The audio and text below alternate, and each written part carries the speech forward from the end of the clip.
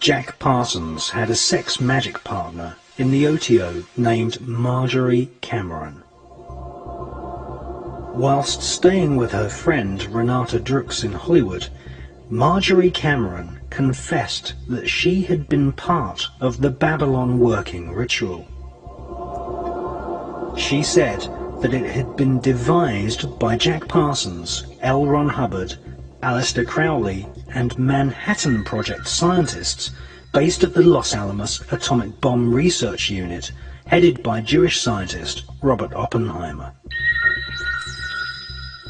Marjorie Cameron confessed that during the Babylon working ritual, assisted by L. Ron Hubbard, Jack Parsons had sexually impregnated her at the point when the spirit of the Antichrist was bestowed upon him. Cameron Parsons had been made pregnant with the child of the Antichrist.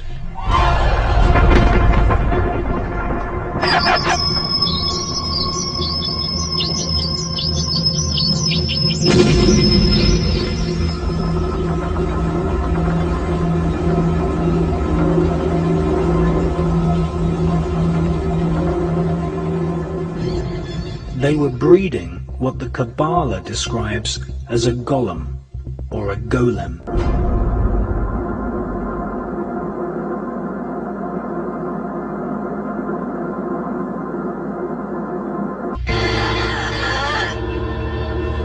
Oh, you are sick.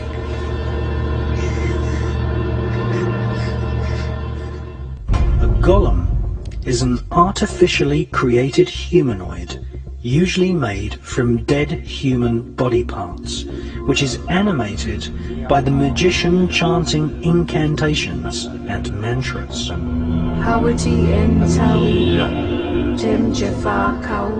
These magical voice sounds are what Kabbalists call twilight language. Isaac Bashevis Singer, winner of the Nobel Prize for Literature, once wrote, "The Kabbalah teaches that dead matter is not really dead, but can be brought to life as a golem by chanting mantras. The Talmud speaks of Rabbi Rava, who had the power to create golems. We are living in an epoch of golem makers right now." My next guest was used also in worshiping the devil, participated in human sacrifice rituals and cannibalism. She says her family has been involved in rituals for generations. She is currently in extensive therapy, suffers from multiple personality disorder, meaning she's blocked out many of the terrifying and painful memories of her childhood. Meet Rachel, who is also in disguise to protect her identity.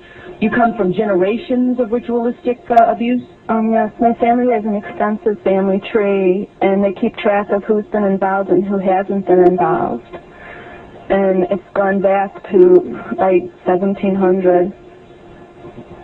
And so you were... Right, I was born into a family that believes in this. And does everyone else think it's a nice Jewish family? From the outside, you appear to be a nice Jewish girl? Definitely. And you all are worshiping the devil inside the home? Right. There's other Jewish families across the country. It's not just my own family. Really? And so who knows about it? Lots of people now. I talked to a police detective in the Chicago area, and several of my friends know, and I've spoken publicly before.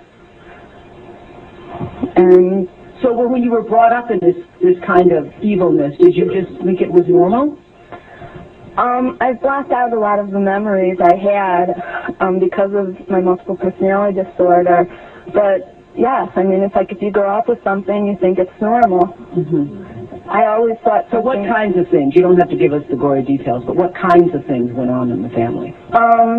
Well, there would be rituals in which babies would be sacrificed, and you would have to, you know... Who's babies? There were people who bred babies in their family, no one would know about it. A lot of people were overweight, so you couldn't tell if they were pregnant or not, or they would supposedly go away for a while and then come back. The other thing I want to point out, not all Jewish people sacrifice babies. I mean, that's not a very people thing. I just want to point that out. This is the first time I heard of any Jewish people sacrificing babies. But anyway, so you witnessed the sacrifice. Right. When I was very young, I was forced to participate in that, in which I had to sacrifice an infant. And the purpose of sacrifice is to what? Is to bring you what? What are you sacrificing for? For power. Uh-huh. Power. And so, were you ever used? Were you ever used yourself? I was molested. I was raped several times. Mm-hmm. And what's your mother doing? She's in all of this. What's her role in all of this? I'm not exactly what her role is. I haven't, recovered all of my memories, but her family was extremely involved. Mm-hmm. She brought me to it. Both of my parents brought me to it. And where is she now? She lives in the Chicago metropolitan area.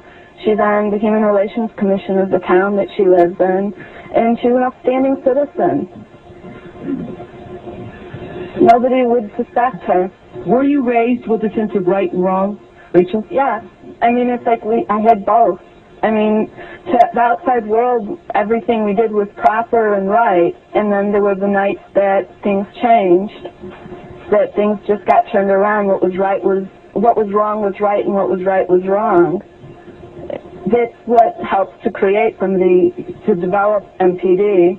Mm-hmm. Multiple personality.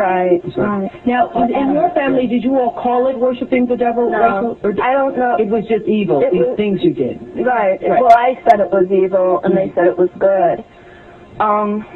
There's a book that I had just come across called Lilith's Cave, which is a book of Jewish mysticism and supernatural, and there's a lot in that book that relates to what I, endured when I was a child.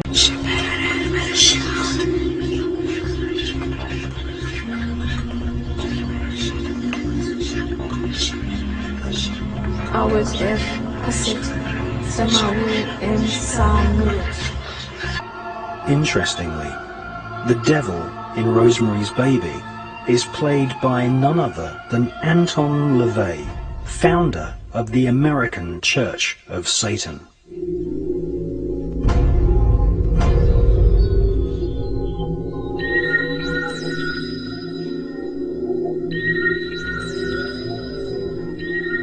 Jack Parsons told his former master that the fetus of the Golem was later extracted from the womb of Cameron Parsons by government agents who delivered the fetus to a special team at the Manhattan Project atomic bomb facility. American author Michael Hoffman, in his book Secret Societies and Psychological Warfare, speculates that the Golem fetus may have been placed inside a giant 25-foot long, 12-foot in diameter canister, which was photographed at the Los Alamos atomic bomb test range. This mysterious canister was nicknamed Jumbo. It was made of solid lead and cement. It is conceivable that the fetus was placed in the center of the canister and then irradiated with the blast of the world's first atomic bomb, thus infusing the demon child with what Kabbalists call the demonic force of atomic fire.